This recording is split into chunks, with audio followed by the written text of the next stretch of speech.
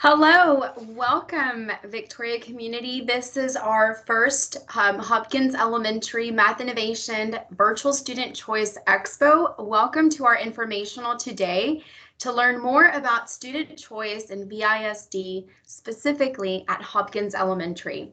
We thank you for joining us, and we ask that you please tell us hello in the chat. Go ahead and turn off your cameras and mute your microphones.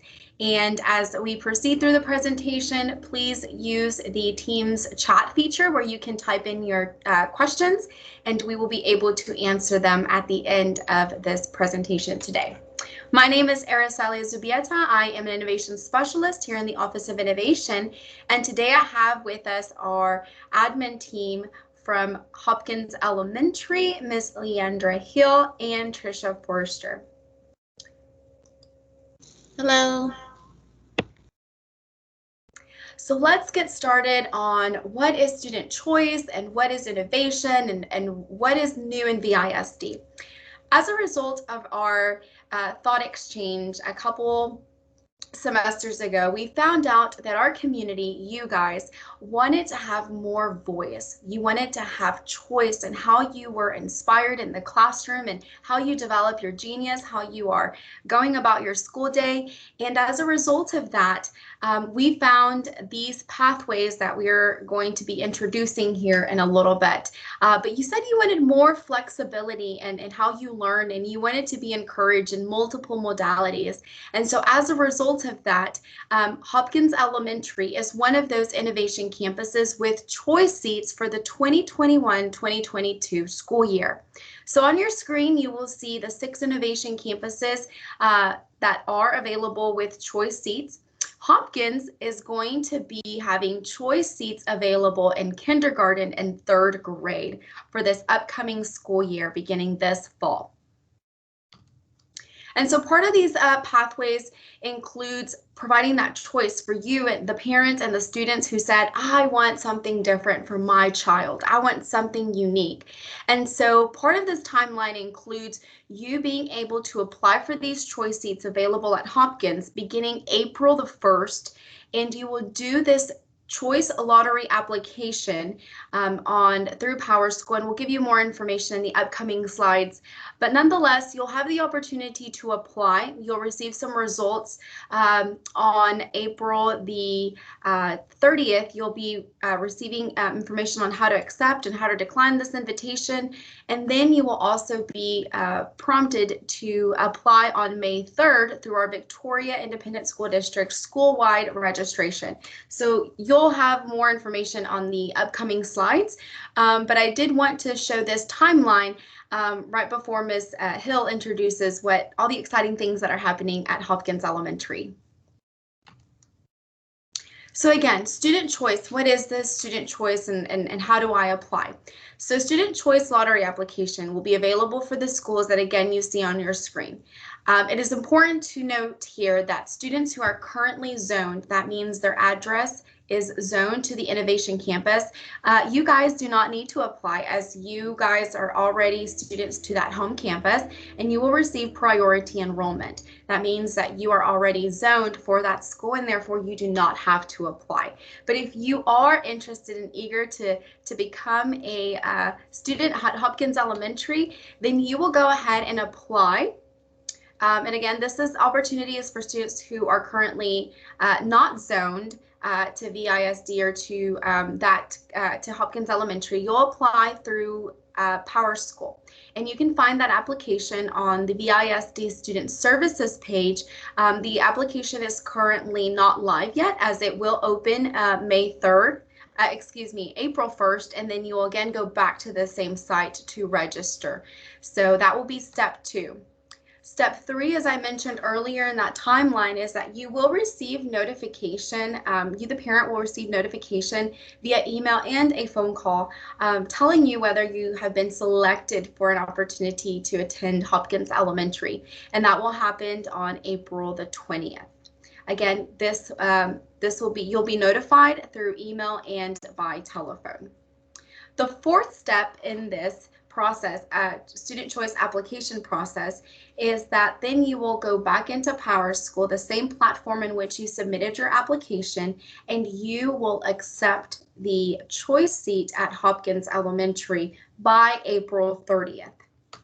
And then, since this is going to be a two-step process, the fifth step in this student choice lottery application process is that then you would go back to Student Services and go ahead and apply to VISD as a district. Everyone has to apply through the online registration platform, and that will go on through May 17th, and that will go ahead and complete your acceptance to Hopkins Elementary should you receive that designation.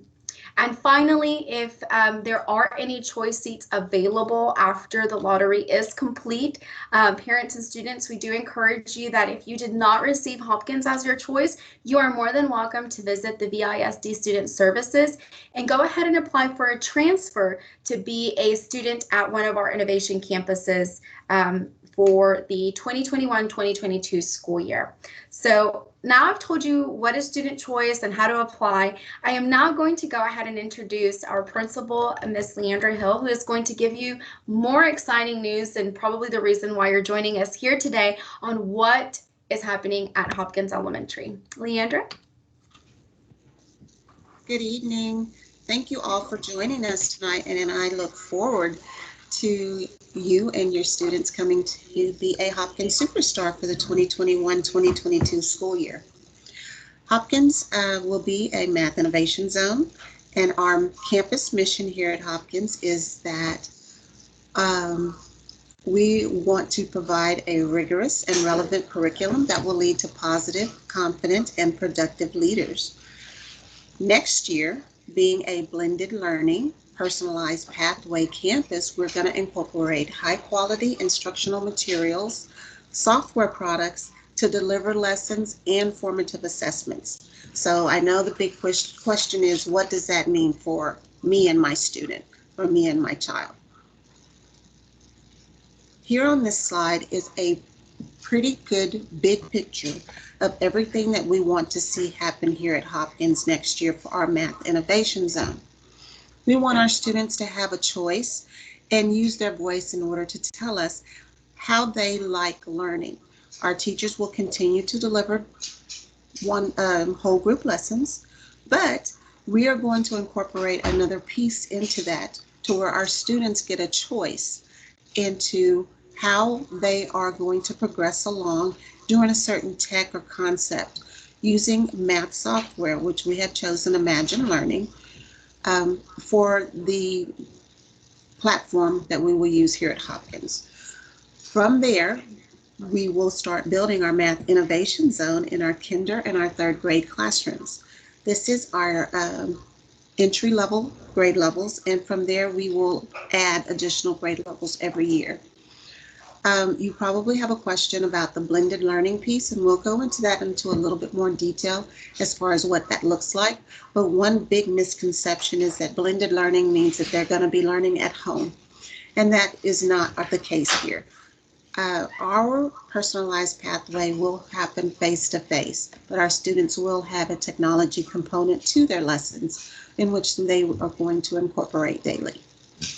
As I mentioned, Imagine Learning will be our platform, but we do know that we need to prepare for your students to come here and have this experience. And so we're going to be doing some district as well as some campus professional development to help our teachers fine-tune their teaching skills and be better prepared to help these students in their individual pathways. Along with our students' voice and our teachers' training, we hope to help deliver a curriculum that's going to be strong and not only academic, but in social, emotional, and relationships for our entire Hopkins campus.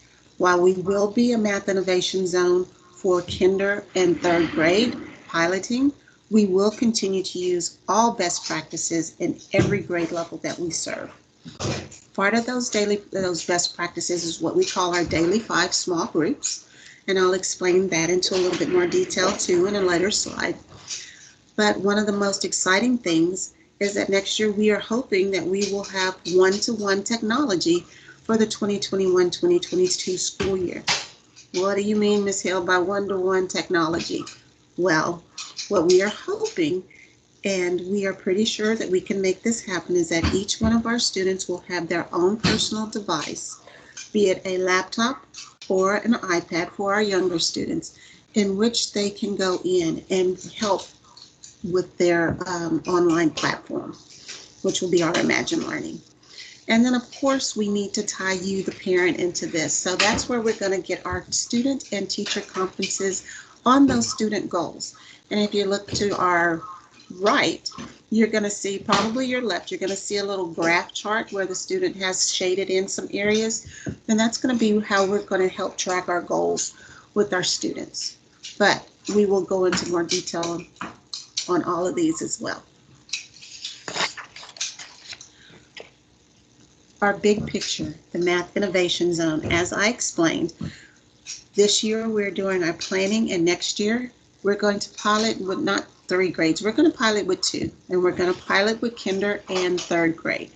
And you wonder, why did we pick kinder and 3rd grade? With kinder and 3rd grade, we will be able to see throughout the total 3-year implementation of our Math Innovation Zone, our students in kinder go from kinder to 4th grade, and our students in 3rd grade go to 3rd, 4th, and 5th grade. So we will actually be able to get very good data as far as how this program is doing, what changes we need to make, what is working well, and what we need to do more of, and what we need to do. So we are currently in year 0 where we're planning, but we are excited for year 1.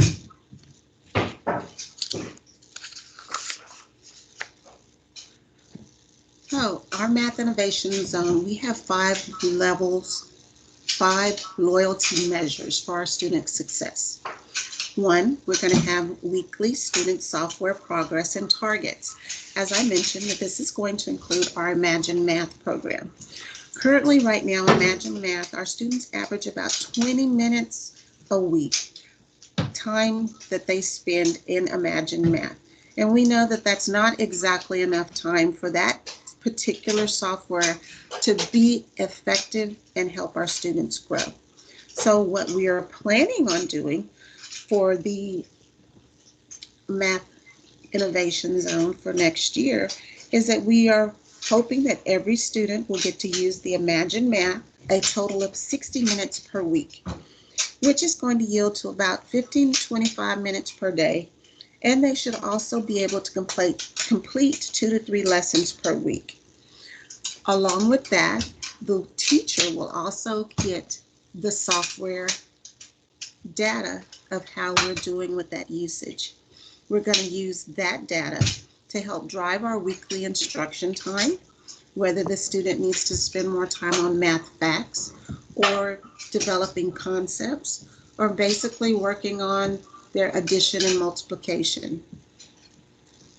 We will have monthly meaningful learning experiences as we move through the text, not only for our students, but for our teachers, because we know that we are all lifelong learners, and we don't just stop learning once we stop going to school.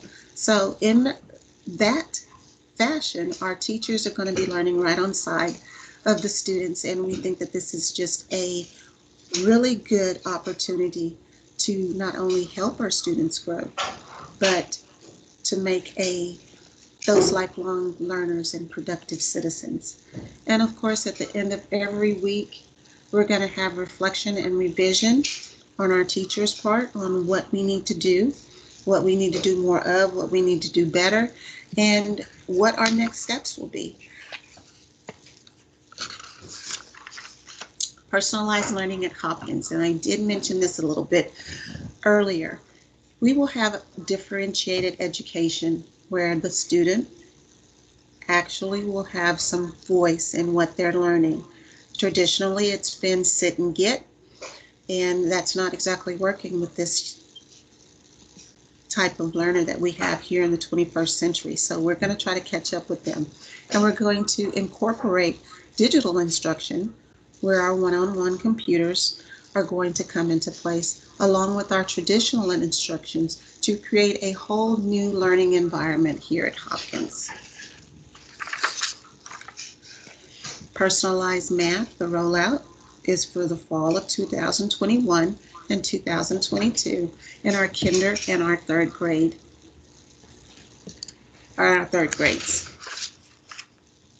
Daily 5 small groups. This is the biggest component. This was going to be basically what math class will look like every day at Hopkins.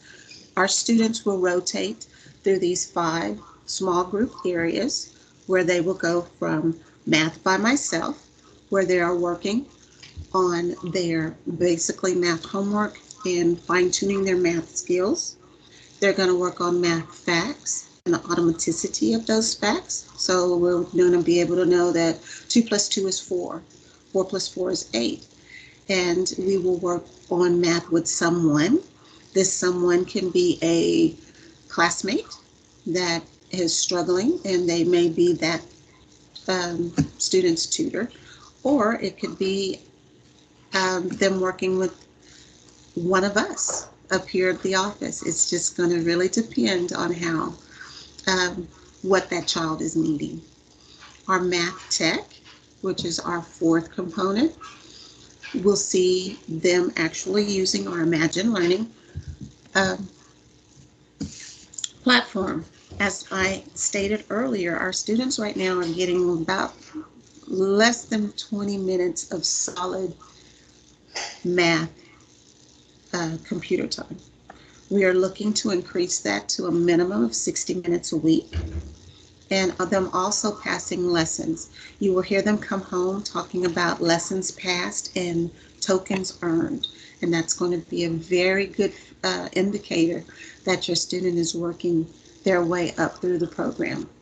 Of course, there's going to be some math writing, and this is going to where that automaticity will come, where they can come out and make their multiplication chart, which will help them while they're testing for STAR and other things. And while all of this is going on in the classroom, our teacher will be meeting in small groups with those students who are having struggles in a particular area. Maybe they're not quite getting how to calculate the square root of something, or what fractions are, or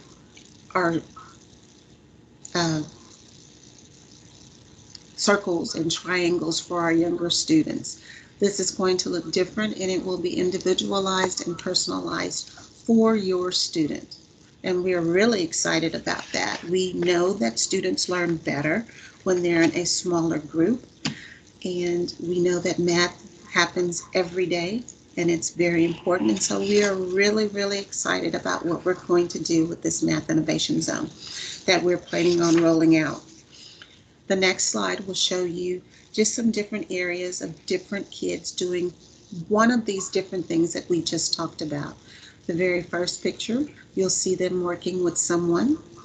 You see the middle picture where they're working with themselves, and then you will see at the very last picture that they're working with math manipulatives. And all of this is important in getting that math to stick and giving our students a solid foundation for their education.